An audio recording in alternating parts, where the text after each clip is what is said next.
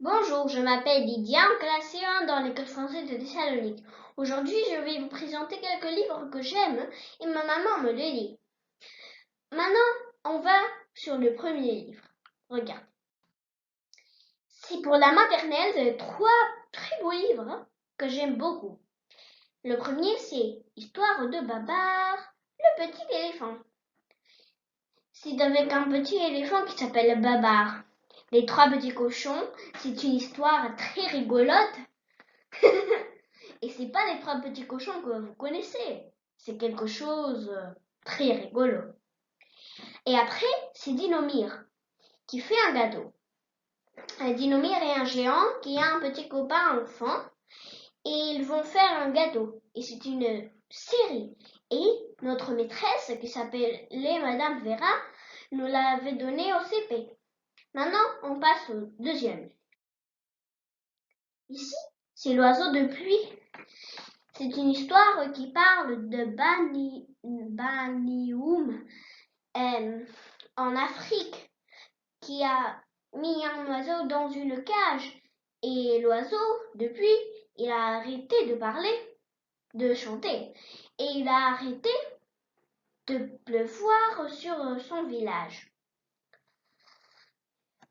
Depuis que l'enfant a enlevé l'oiseau de la cage, il repleuvait et l'oiseau rechantait.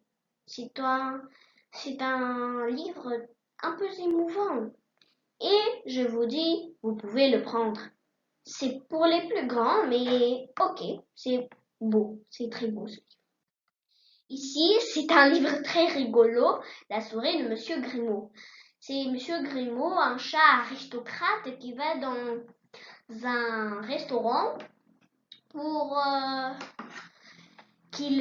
pour manger une souris, mais elle n'est pas morte encore. Et la souris lui dit, elle lui parle pour qu'elle le convainque de ne la pas manger.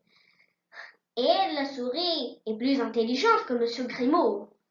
Et elle lui ferme les yeux avec un ruban et tchac tchac tchac, elle lui coupe la queue avec elle lui coupe la queue avec le couteau. Après, on va dans un autre livre. C'est le dernier livre et regardez quelle belle illustration. C'est un ours qui aimait les histoires.